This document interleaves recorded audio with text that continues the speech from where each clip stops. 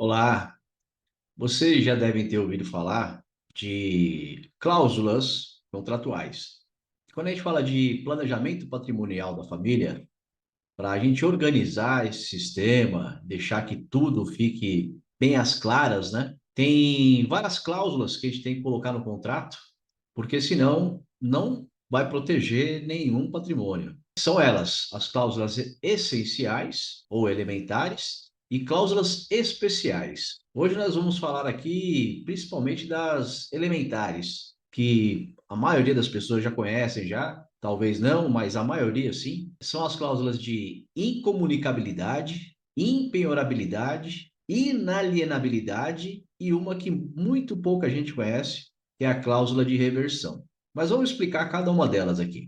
A cláusula de incomunicabilidade, para que ela serve no planejamento patrimonial da família? Ela serve para que os bens que são doados lá na frente, lá como nós já ensinamos, já como é que a gente faz esse planejamento, organiza esse sistema, quando as cotas do capital social são doadas para os seus filhos, para os seus descendentes, para que não se comunique com o genro ou com a nora, a não ser que o dono dos bens que está sendo doado queira que se comunique. Mas se a ideia é de proteger o patrimônio para ficar dentro da família, ela não se comunicará com os bens do genro e da nora. Mas é assim, se a gente for analisar juridicamente falando, a incomunicabilidade ela só se daria no regime de bens quando é da comunhão universal de bens. Os outros regimes de bens, ela já não se comunica naturalmente. Mas por que que a gente coloca essa cláusula de incomunicabilidade dentro do contrato social? Justamente porque a gente não sabe qual vai ser o futuro.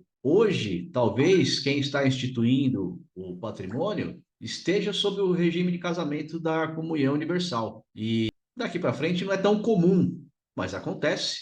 Recentemente, agora aí, Tiago Nigro, o primo rico, ele casou aí no regime da comunhão universal. Então, nada é impossível. De repente, seu filho, sua filha, ela queira casar no regime da comunhão universal. Então, nada é por acaso. Então, para garantir 110%, né, para dar 110% de proteção dentro desse sistema, é que a gente coloca essa cláusula de incomunicabilidade. A cláusula de impenhorabilidade, como o próprio nome já sugere, à medida que a gente faz essa doação para os filhos, a gente já coloca isso, porque se não colocar, os bens podem ser atingidos. Então, como se trata de uma pessoa jurídica, se porventura, obviamente que também não é para burlar nenhum credor, né? Não é para burlar a legislação em si, mas é dentro da legalidade, é para proteger justamente o patrimônio, porque se seus filhos vierem no futuro,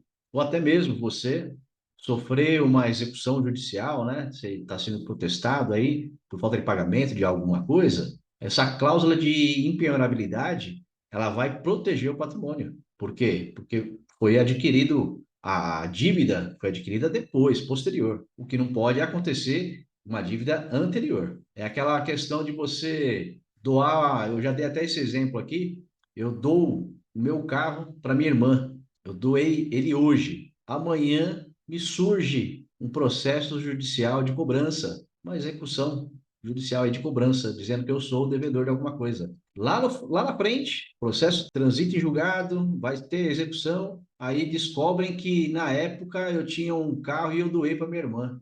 Só que eu doei para minha irmã antes da dívida, entenderam? Então, se o contrário também é verdadeiro. Se eu faço a doação no momento que eu sei que eu tenho o processo, eu faço a doação hoje e eu já estou respondendo ao processo já há alguns dias que seja, e lá na frente eu seja executado, aí pode caracterizar a fraude de execução. E aí, esse bem que foi doado, ele é anulado, né? Essa doação ela é anulada e o bem volta para ser penhorado. Continuando, então, das cláusulas elementares que deve ter dentro do planejamento patrimonial da família, a outra cláusula é a cláusula de inalienabilidade. Essa cláusula de inalienabilidade, ela serve para que os seus filhos, como são os donatários, né, estão recebendo as cotas da empresa de doação, eles poderiam muito bem, a partir do momento que eles são donos você já doou essas cotas. Imagina uma doação qualquer aí que você faça de um bem imóvel, por exemplo. Uma doação de bem imóvel, ainda que você tenha usufruto,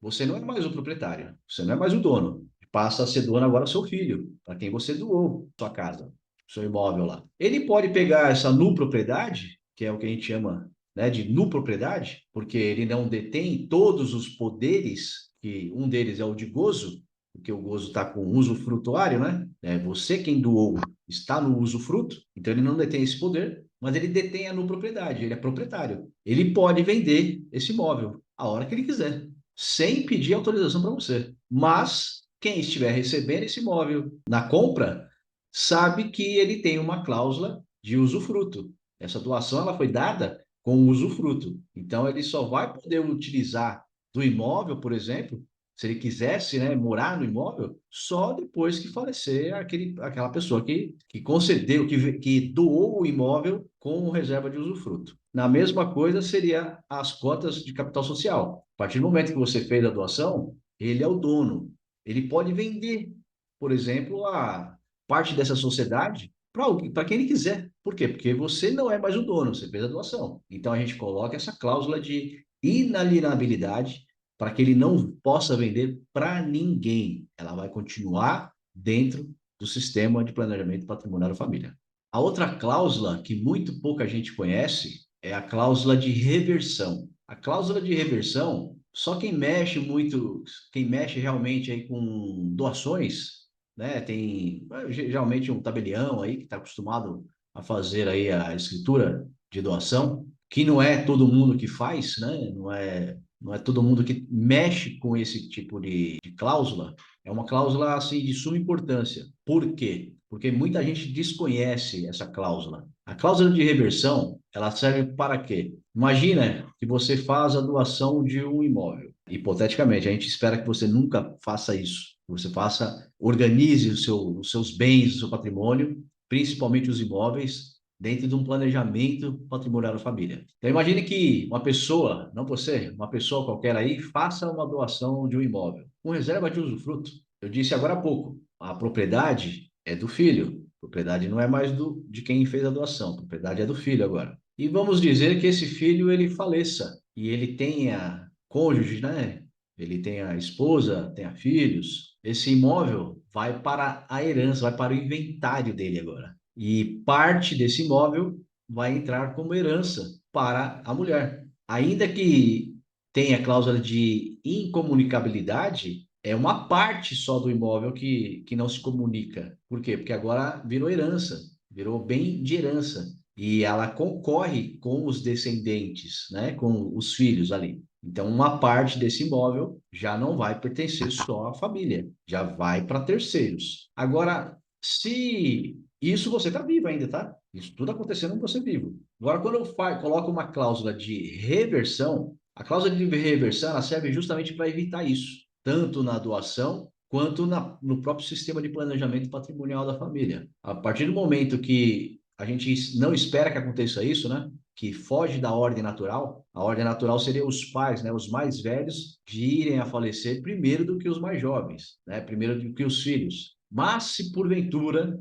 o filho, né, daquela pessoa, ela falece primeiro do que o pai ou do que a mãe, a cláusula de reversão ela te dá o poder de você reaver aquele bem que você fez a doação. E assim ele volta para o seu patrimônio. Ele não vai para a herança de ninguém, não vai para terceiros. Evita realmente, protege contra terceiros, a menos que você não queira também. É tudo questão de quem está instituindo, né? Que a gente faz o planejamento, mostra as opções, né? Explica toda essa seara aí, todas essas ramificações de que o que pode fazer, o que pode acontecer, o que pode ser feito de verdade, o que não pode ser feito, o que é legal, o que é ilegal, se vai fraudar a execução, se vai burlar dívida. Primeiro que o sistema ele não se presta para isso. O sistema ele se presta sim para proteger o patrimônio da família, fazer com que uma ordem sucessória aconteça de forma legal, sem violar direito de ninguém, nem de terceiro, nem dos próprios herdeiros, né? Pode sim beneficiar um um pouquinho mais do que o outro? Pode, porque está dentro da legalidade também. Mas é tudo uma questão de planejar, tudo uma questão de organizar. Então, espero que vocês tenham entendido. Cláusula de incomunicabilidade, não se comunica com o regime de bens. Cláusula de impenhorabilidade, né, os bens que estão ali jamais serão questão de penhora, mas serão objetos de penhora, seja de forma judicial. Cláusula de inalienabilidade é uma cláusula essencial para que seus filhos não vendam nada do que é do patrimônio. E a cláusula de reversão, se porventura o filho vier a falecer antes do pai ou dos pais, aqueles bens retornam para o patrimônio de quem instituiu o sistema. Tá legal? Vou ficando por aqui. Até mais. Um abraço.